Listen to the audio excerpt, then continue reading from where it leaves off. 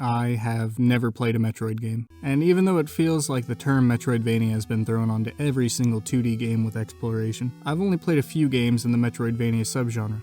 Hollow Knight, Symphony of the Night, Guacanite, and Night Cells. I never got around to beating any of them for no particular reason. They just didn't hook me, so when Metroid Dread was announced, I thought nothing of it. I was happy for its fans, sure. I can't imagine having to wait that long for a sequel to a series that you love. If Resident Evil tried to pull this 2-decade shit between 8 and 9, I'd personally show up to Capcom's headquarters in Osaka, push everybody down, and suck their dicks. That would show them. Anyway, I continued not to think much of Dread until the Nintendo Treehouse gameplay. While they were kind of butt at the game, I couldn't deny how fluid it looked. The sense of speed and ease of movement that Samus exuded looked exhilarating. I knew at that point I wanted to play it. I just had to wait 4 months, which sucked ass. You Metroid fans probably wouldn't understand. Do you ever see gameplay and think, I bet I know exactly how that feels to play, and then it turns out it feels nothing like that? I hate that. Dread feels exactly as I expected it to, which is to say, Samus controls like a lucid dream, fluid, flowing in the exact direction that my fingers would ask of her. Writing that sentence made me feel like an erotic novelist. For real though, there was a point where, while wall jumping, I did the Cappy throw input from Mario Odyssey. Samus feels that good to control. She's also more capable than I expected. I figured after getting stripped of my abilities, I'd be a helpless little baby. That's not the case at all. Armed with only an arm, that is also a gun, Samus is able to blast fast and fuck ass, while also being able to parry the ass fuck coming her way. The parry is immensely satisfying, with the camera pulling in, giving you the full weight of the action as Samus lines up her target. The simple action of pulling the camera in goes a long way in making a 2D game feel more cinematic, while also giving you a moment of badassery before thrusting you back far away from Samus. I know most Metroidvania games have a similar setup when it comes to the size of your character on the screen, but I couldn't help but think that in this situation in particular, the camera being as far back as it is, gives off the sense that Samus is insignificant. That the situation she's in is hopeless, and if she were to die here on this planet, it would be the loneliest death in the universe. Even if she screamed at the top of her lungs, it would be the most quiet death never heard. You are faced with overwhelming power. Accept your helplessness. Look, I know I'm reading too far into it. The camera is just that way to give you a good view of your surroundings. But giving meaning when there is none is fun. It's hard to imagine a game that can both simultaneously make you helpless and empowered at the same time. And yet here I am playing it. Most of the basic enemies are relatively straightforward. Shoot them and they'll die in a few hits, or parry them for an insta-kill. Even with your most basic weapons, the enemies are a cakewalk. They'll keep you on your toes as you explore the world, but I doubt you'll die to them very often. Where you will die, however, is in the amazing boss fights. It's been a long time coming.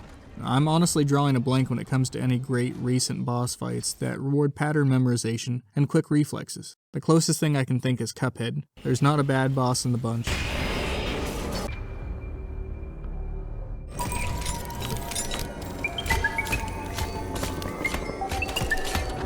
The marketing really pushed the hell out of these guys, and for good reason. The EMMIs, for short, or Extraplanetary Multiform Mobile Identifiers for long. They are nearly indestructible, ever-present hunters. There are 7 in total, each one being more deadly than the last. Your only option is to outmaneuver them, because if they catch you, you'll probably die. You have 2 chances to parry them. You have 1 chance when it first grabs you, and then again right before it impales you. The timing for each one of these is different, so there's no getting used to it. You'll have to react fast, performing the parry as soon as you see the flash. Misjudging this results in Samus giving a pathetic little kick. Not all hope is lost, though. Exploring the map will eventually lead to you finding a weapon that can kill the EMMI. This part's a little bit of a bummer, as you'll fight these big blue brains several times throughout the game with little innovation between them. With how much the rest of the game evolves around you as you progress, these brain fights never change much beyond the first one. None of that really matters, though, as the whole time you're fighting the brain, you'll have something else on your brain. The EMMI. After defeating one of the big blue brains, you'll have the tools necessary to stop an EMMI once and for all. The EMMI fights are less boss fight and more of a little puzzle, with you having to figure out how to avoid them and where to lead them. You see, it's not a simple case of blast fast and fuck ass here. It's a game of cat and mouse with you being the mouse, but a mouse with a supercharged weapon. With the camera once again pulling up behind Samus, putting you in the action, bringing you face to face with the danger. Even though I'm the one controlling Samus, I feel less like a badass and more like Ashley hiding behind Leon, due to how tense these moments can be. There's a tension that Dread has early on.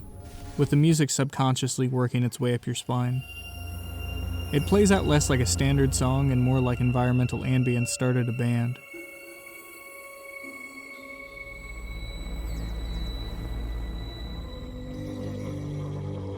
I've heard some people aren't really digging the music, due to its more subdued nature. A rule of thumb is that when a soundtrack is done right, you won't even notice it. I tend to disagree with this more often than not, but in this case, I think it serves the game nicely. I may not have immediately noticed the music at first, but I certainly felt what it was going for right away. I felt anxious as soon as control was put into my hands, and I wasn't entirely sure why until now. That music, with the mystique of exploring an inhospitable environment, paired nicely, like fava beans and a nice Chianti.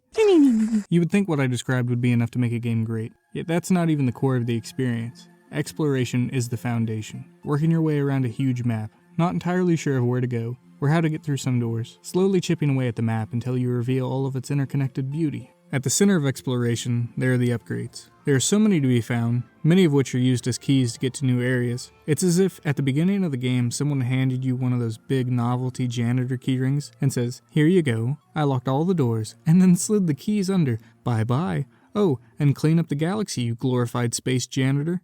Then they fucking spit on your visor. Every time you gain a new ability, an explosion goes off in your brain as you start to piece together all the new areas you'll be able to explore. I got the grapple hook, yay! You'll find new abilities, upgrades, and missile tanks frequent enough that it constantly makes you feel rewarded just for playing. That is, until... Where the fuck do I go? You shoot everything in the room, then you backtrack through this big-ass map. There may be a moment where you have no idea where to go. I straight up got lost for 2 hours and 20 minutes. I figured I'd have to get the speed boost power up so I could get past this fan, and that I'd get it after I defeated the yellow Emmy. So I ran all over the map repeatedly, going in a big-ass circle, over and over, assuming I'd have to find a blue brain. Then I shot the floor before the fan. That's when it clicked with me. The game has been leading me to this area again and again. Even though the map is massive, even though the game overwhelms you with all of its little nooks and crannies, and even though this line sounds straight off a Hallmark card, you are never truly lost. It's a dead end. What else would you do? No, it's not. Look at all the places I can go. Well, yeah, you're stuck there. I can go down here. No, I can't. I mean, I can go in there, right? I mean, come on. There's a million places you could go. The game is constantly nudging you on the right path. It's up to you to connect them. It's linearity on a grand scale. And that's not meant to be a jab in any way. The level designers deserve to be commemorated. They were able to help my dumbass navigate this behemoth of a map without me ever noticing their guiding hand. Great hand job, guys. Seriously, I can't really find anything to complain about. Like I said, I got lost for 2 hours and I still don't hold it against the game. It's that good. The only thing to knock, besides the blue brains, which I already mentioned, is that opening. 5 minutes of text is a boring way to open a game. For someone who has no experience with the series, and for the fans who probably already know all this, but that's just the smallest of nitpicks. Metroid Dread is one of those games where, even though it just came out, it just feels classic. I know a lot of people hold this series in high regards, and I can see why. I've heard some people say they still prefer Super Metroid over this, which I can't even imagine. Like, if that game is as good as people say, and this game is as good as it is, I wouldn't even know what to expect. Maybe I'll play it soon, but man, Prime looks really cool. So if you're a Metroid fan, let me know what you would recommend. I'm done rambling for now.